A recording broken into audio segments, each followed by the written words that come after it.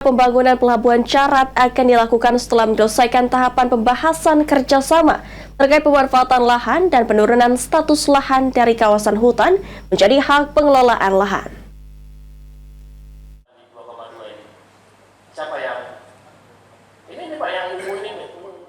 Mengenai realisasi pembangunan Pelabuhan Tanjung Carat sebagai proyek strategis nasional yang digadang-gadang akan meningkatkan perekonomian di Sumatera Selatan, namun sempat alami kendala pada lahan, PJ Gubernur Sumatera Selatan Ellen Setiadi mengatakan permasalahan teknis proses rencana pembangunan Pelabuhan Tanjung Carat saat ini sudah mulai diselesaikan.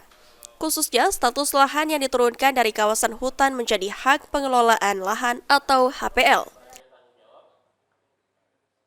Jadi kita sudah update lapor, beberapa persoalan teknis di lapangan kita sudah mulai selesaikan.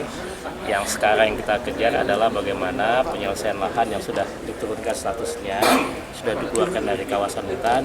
Sekarang kita proses untuk HPL-nya.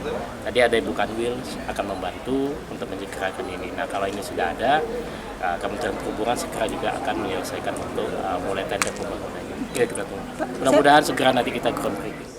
Sementara itu, Wakil Menteri Kementerian Investasi dan Hilirisasi Wakil Kepala Badan Koordinasi Pendanaan Modal atau BKPM Republik Indonesia, Turut Pasaribu mengatakan, dengan adanya rapat koordinasi yang dilakukan, diharapkan pembangunan Pelabuhan Tanjung Carat dapat segera terrealisasi. Proses pembangunan Tanjung Carat akan dilakukan setelah menyelesaikan tahapan pembahasan kerjasama terkait pemanfaatan lahan. Teknisnya ini memang sudah kita bahas tadi juga. Dibantu dengan Pak Gubernur, dengan beberapa instansi sudah kita bicarakan. Kita lihatlah nanti perkembangannya, Mas. Berarti untuk pembangunannya sendiri belum tahu Pak kapan?